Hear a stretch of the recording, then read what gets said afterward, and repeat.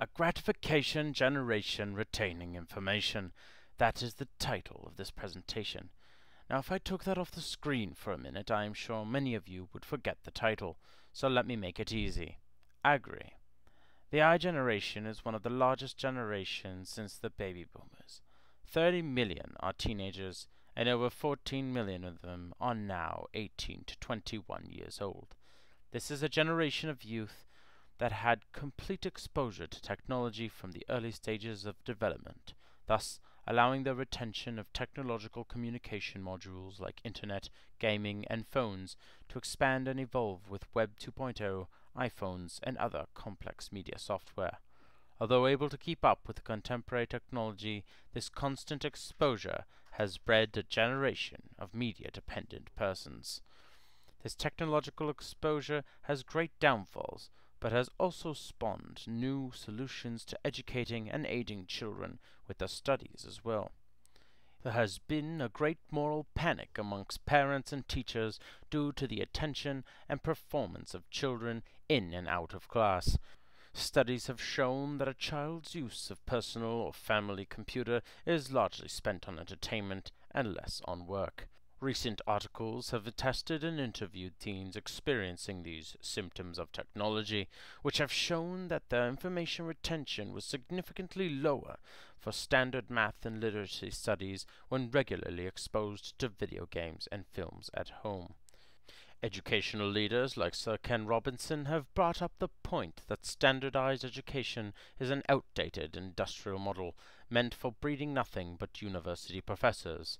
In order to restructure education to cater to the interests and needs of students, there cannot be an evolution, but rather a revolution in education.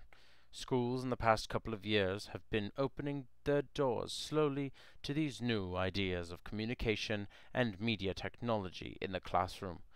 Facebook is now being introduced into elementary school systems as a means to expose children to a network of other connected schools around the world. With the help of stringent supervision, the children are learning new social communication skills that were non-existent only a decade before. Twitter, Facebook, and YouTube have given birth to a creative generation of distraction. Although an impressive outlet for showcasing personal talent and social networking, these digital veins also need viewers to appreciate their product, and many of these viewers are children mesmerized away from their homework.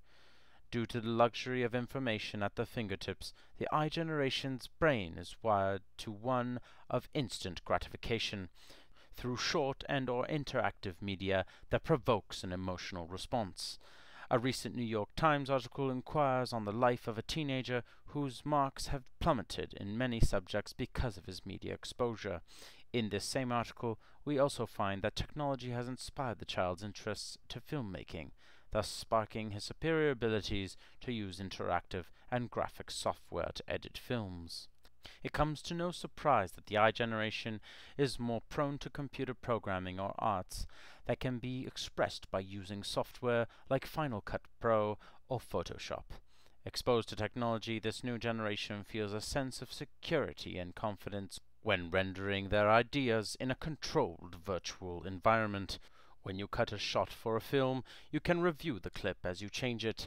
It is the perfect mix of instant gratification and visual engagement as video games and television.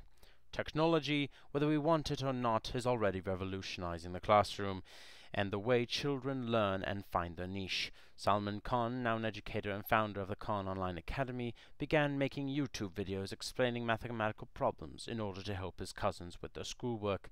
After rave reviews from stumblers on YouTube, Khan grouped together several educators to put together the not-for-profit academy. The benefits of video classes allow learners of all ages and needs to control the pace in which they learn. In many cases, this has helped special needs students, such as those with autism, keep up with the rest of their class. The program is now evolving into an international communicative education, where children can learn, be tested, and will even be able to tutor one another from across continents. When Sir Ken Robinson meant a revolution in education, this is definitely what he had in mind. Long ago we found ourselves in an era riddled in code, GIF images, and chunky cell phones. Only a couple of decades later, us and our children will grow within the now accessible sleek internet pages, HD video clips, and talk to each other phone to phone rather than eye to eye. The revolution in learning is already happening, and we would do well to learn how it works. But will this new generation, our generation, be benefiting from technology in the classroom? Or will there always be the looming Twitter tab or Facebook bar peering behind our work for years to come, forever bleeding our attention?